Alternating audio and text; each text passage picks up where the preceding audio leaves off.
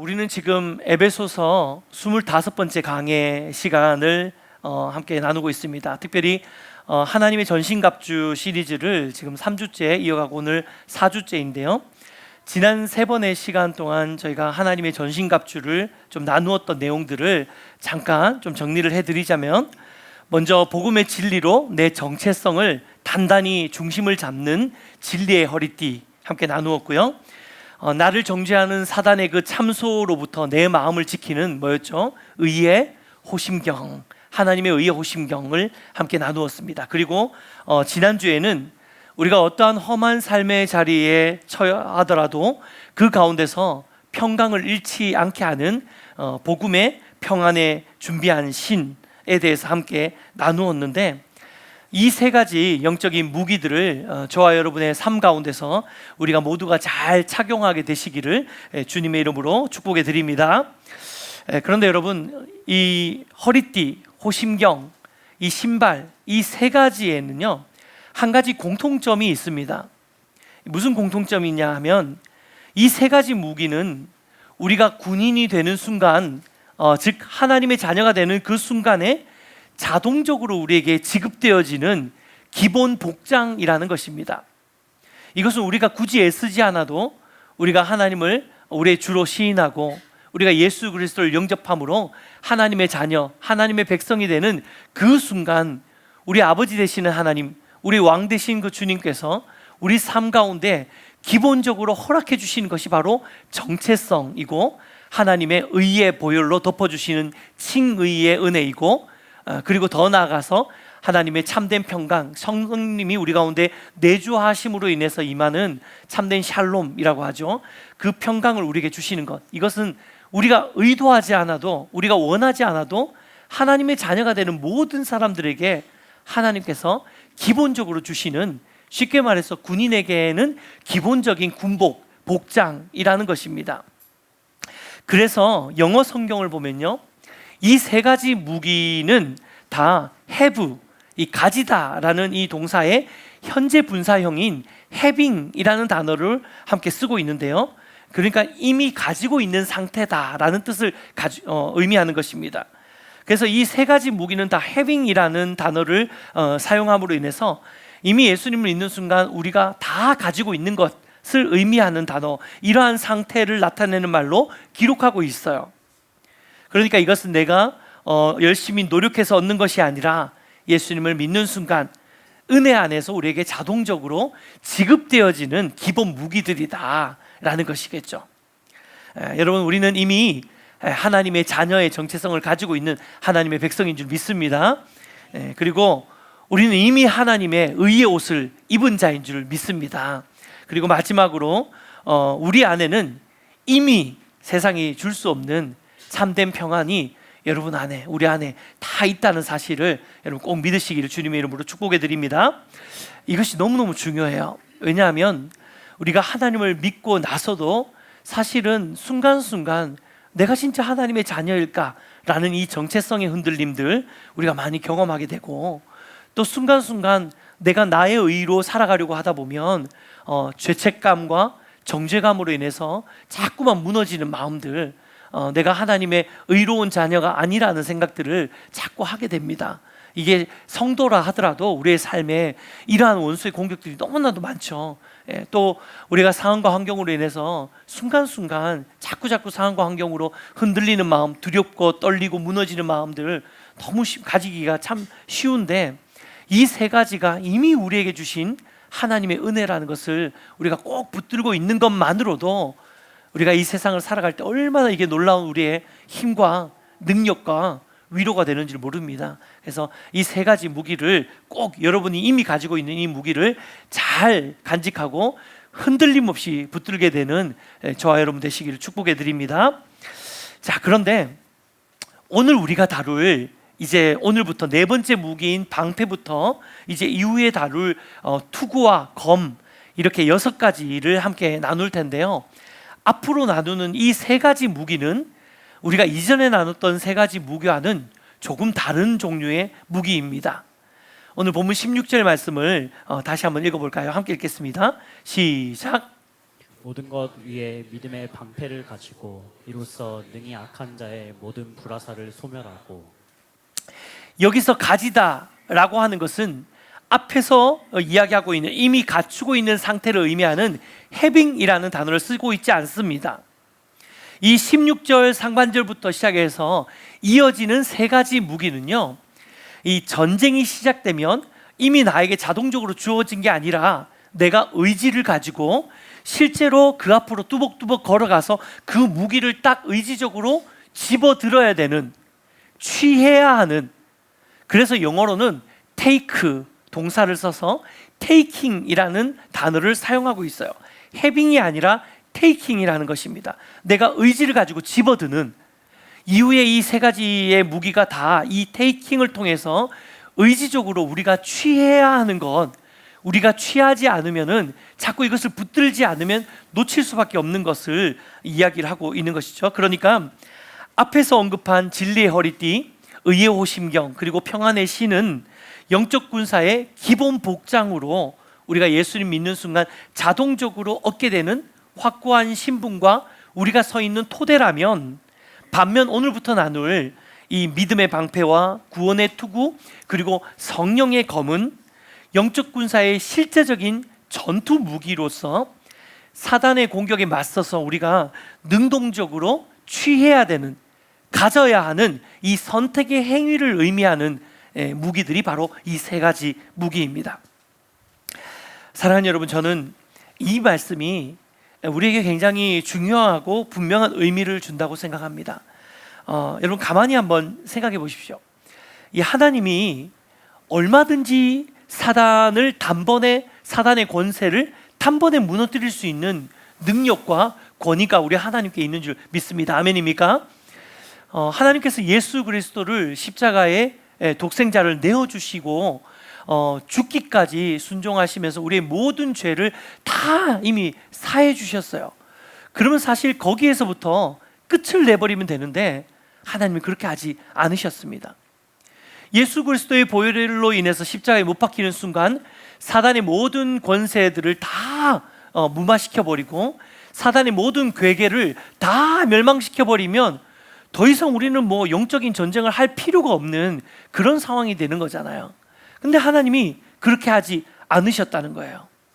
오히려 여전히 우리를 그 영적 전쟁 한가운데에 남겨두시고 우리를 영적 전쟁으로 보내시면서 더 능동적으로 또 더 의지적으로 영적인 무기들을 취하면서 매일매일 삶의 자리에서 이 마귀와 싸우고 사단과 싸우는 이 전쟁을 치루어낼 수 있도록 우리를 오히려 독려하시고 그러면서 영적인 전쟁 자리로 우리를 내보내고 계신다는 것, 이게 참 의미가 있다고 생각합니다.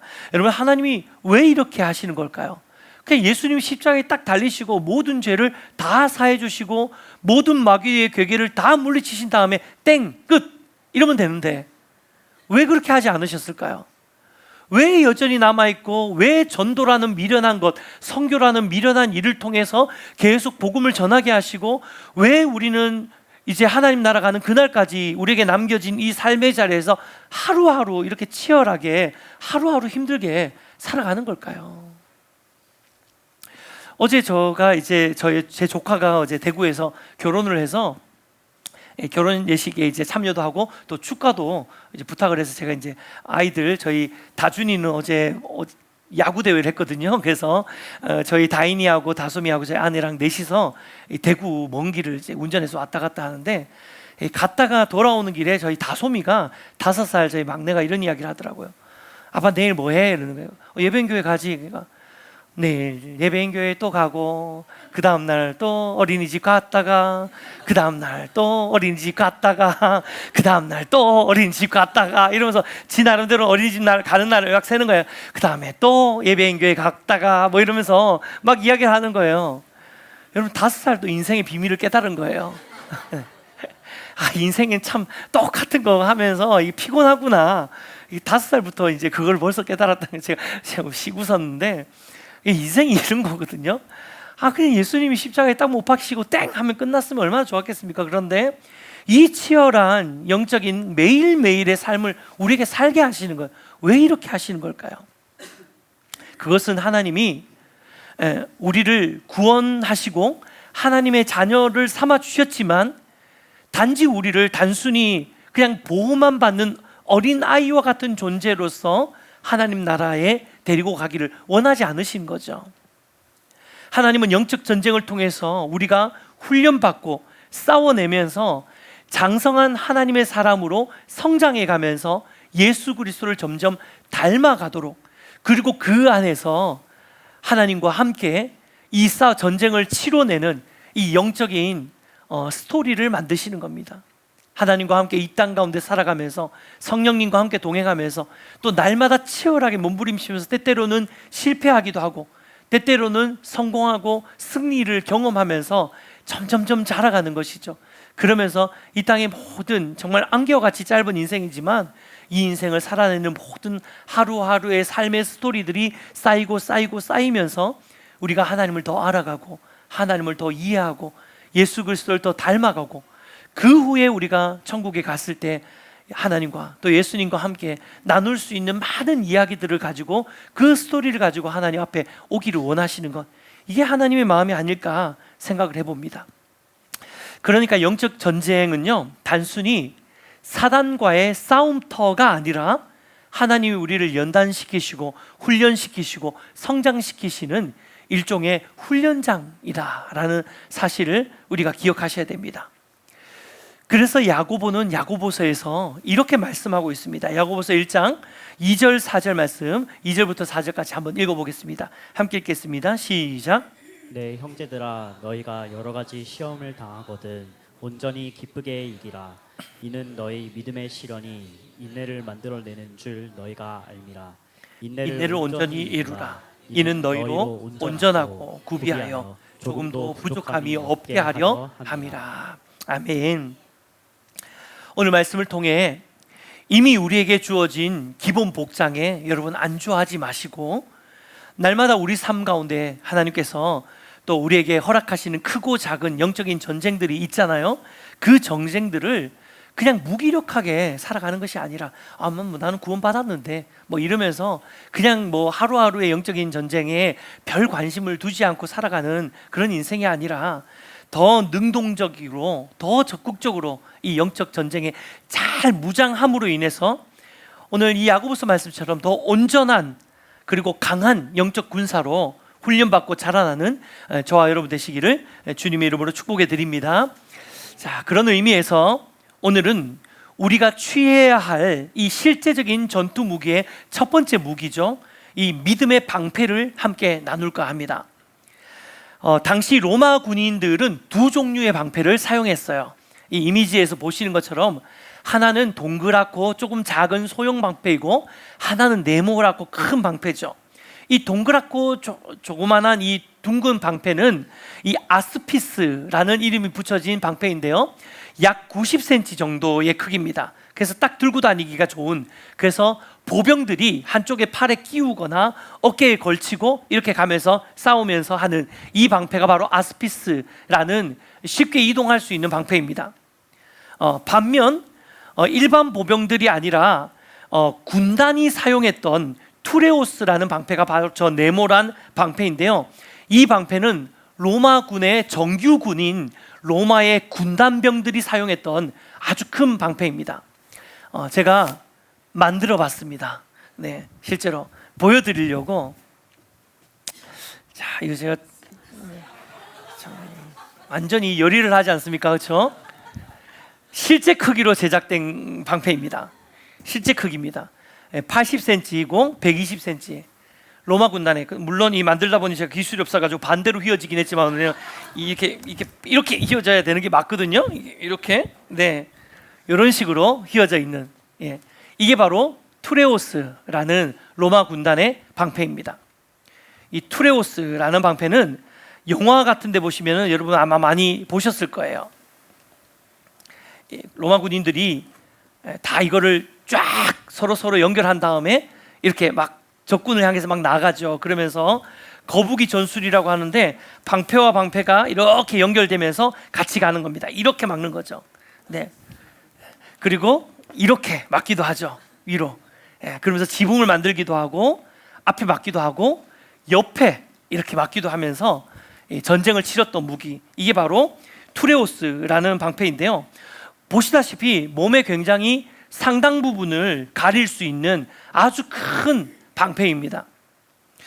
이 방패의 이름, 이 투레오스는 이 튀라라고 하는 헬라어 문이라는 의미입니다. 이게 문같이 생겼잖아요, 그렇죠? 이 문이라는 단어, 튀라에서 유래한 단어가 바로 투레오스라는, 그래서 방패가 커다란 문과 같이 생겼다라고 해서 지어진 이름이 바로 이 방패의 이름 투레오스입니다. 오늘 바울이 언급한 것처럼 이 방패의 주요 목적, 여러 가지 목적이 있겠지만 특별히 이 방패가 아주 유용했던 건 뭐냐면 이 적군이 쏘는 화살을 막아내는데 아주 유용했습니다. 에베소서 6장 16절 다시 한번 읽어볼게요. 함께 읽겠습니다. 시작. 모든 것 위에 믿음의 방패를 가지고 이로써 능히 악한 자의 모든 불화살을 소멸하고. 당시 전쟁에서 먼 거리에 있는 적군들을 가장 효과적으로 살상할 수 있는 무기가 바로 활이었습니다. 화살이었죠. 이 활을 쏘았는데 오늘 본문에는 불화살이라고 이야기를 하고 있는데 물론 불화살도 쏘았습니다. 하지만 불화살보다 더 많이 사용했던 것이 사실 독화살입니다. 당시에는 이 화살 촉에다가 예를 들면은 좀 이 생선이나 혹은 육고기들이 썩었을 때 나는 그런 있잖아요. 아주 더러운 그런 미생물들, 화학전이라고 생각하시면 됩니다. 이런 이 오물 혹은 이게 오물이나 막 이런 변 같은 거를 묻히거나 아니면 죽은 생선이나 고기에다가 이거 화살촉을 막 이렇게 문질러서 거기에다가 더러운 이 바이러스 오물들이 묻게 만든 다음에 그걸 가지고 쏘았어요. 그래서 직접 맞는 것도 타격이 있지만 사실 스치기만 해도 파상풍이라든지 아니면 많은 전염병들, 폐혈증 이런 것들을 일으킬 만큼 아주 무서운 공격이 바로 활 공격이었습니다. 그런데 말씀드린 것처럼 이 투레오스는 이 곡면이 옆으로 이렇게 곡면이 지도록 만들어졌기 때문에 활이 여기 왔을 때 이것을 막고 튕겨나가도록 제작된 것이 바로 이 투레오스 방패입니다. 그래서 굉장히 활 공격에 효과적으로 대처할 수 있도록 만들어 놓은 것이 바로 이 방패입니다. 이로 인해서 화살이나 혹은 창을 비껴나가기 굉장히 좋은 구조로 만들었고요. 이 무차별적인 공격에도 여러 명이 방패를 연결시켜서 머리와 옆과 또 모든 것들을 거북이 등껍질처럼 이 그림에 있는 것처럼 등껍질처럼 만드는 이게 테스투도 대형이라고 하는데 저희가 빌립보서 말씀할 때 이걸 함께 나눈 적이 있습니다. 이 테스투도 대형을 갖추어서 방어하기가 굉장히 좋은 구조로 만들었던 것, 이게 바로 이 방패였습니다. 사랑하는 여러분, 바울이 이 방패를 영적 전쟁의 전신갑주에 비유하면서 믿음의 방패라고 말한 것에는 굉장히 중요한 의미가 있습니다. 먼저 사단도 마치 불화살과 또 독화살을 쏘는 것처럼 우리를 향해서 정말 공격해 오죠. 이 처음에는 화살촉에 붙어 있는 이 작은 불씨처럼 보이기도 하고, 그리고 눈에 보이지 않는 미세한 오염처럼 우리에게 다가오지만 이들이 쏘고 있는, 사단이 쏘고 있는 이 화살을 우리는 스치기만 해도 우리의 신앙과 삶이 단번에 정말 그 상황이 달라지게 만드는 것, 이것이 바로 사단의 공격입니다. 불은 삽시간에 작은 미세한 불씨같이 날아오지만 이 사단의 화살, 불화살 공격이 우리의 마음에 박히게 되면 우리의 마음과 열정이 다 태워져 버리고 소멸되어져 버리죠. 그리고 독은 미세한 상처를 통해서 침투해서 어떤 의미에서 우리의 영혼을 완전히 마비시키는 그런 역할을 하게 만듭니다. 심지어 이 공격은 우리의 삶의 특정한 영역에 국한되지 않는다는 것이 되게 중요합니다. 이 사단은 우리의 모든 영역, 이를테면 재정, 그리고 가정, 사업, 직장, 그리고 우리의 신앙의 모든 영역을 향해서 무작위적이고 무차별적인 공격을, 화살비라고 하죠. 무차별적인 공격을 해대는 것, 이것이 바로 사단의 전략입니다. 실제로 이 로마군이 직면해야 했던 공격도 그러한 공격이었습니다. 이렇게 방패를 크게 만든 이유에는 그들이 이 적진을 향해 달려나갈 때에 이 활 공격은 물론 조준해서 이 발사를 하기도 하지만 대부분의 활 공격은 이 저기 멀리서 원거리에서 오는 무리를 향해서 그냥 수많은 막 수백 발 수천 발의 화살을 누가 맞을지도 모르는 상태로 그냥 막 쏘아대는 것, 이게 활 공격의 특징입니다. 그러니까 이런 거죠. 아무나 맞아라, 누구나 맞아라, 아무나 얻어 걸려라. 이게 바로 활 공격 안에 있는 의미예요. 그런데 오늘 사도 바울이 사단이 우리를 향해서 공격해오는 불화살의 공격이라고 표현한 것, 활 공격이라고 바울이 표현한 의미 중에는 바로 그런 의미도 있습니다. 원수는 때때로는 아주 집요하게 우리의 어떠한 부분을 틈타서 공격해오는 경우도 있지만, 대부분의 원수의 우리가 일상의 삶에서 경험하게 되는 사단의 공격은요, 무작위적이고 무차별적인 공격입니다. 아무 영역이나 얻어 걸려라 라는 거예요. 그래서 모든 영역에서 재정의 영역도 걸고, 가정의 영역도 걸고, 사업의 영역도 걸고, 관계 영역도 걸고, 매일매일 매 순간 우리가 살아가는 삶의 모든 영역에서 시시때때로 원수는 우리를 공격해오고, 어떠한 방법, 정확히 정해져 있는 전략이 아니라 얻어 걸려라, 오늘 하나만 걸려라, 이런 식으로 무차별적으로 공격해오는 것, 이것이 바로 원수의 공격인 것이죠.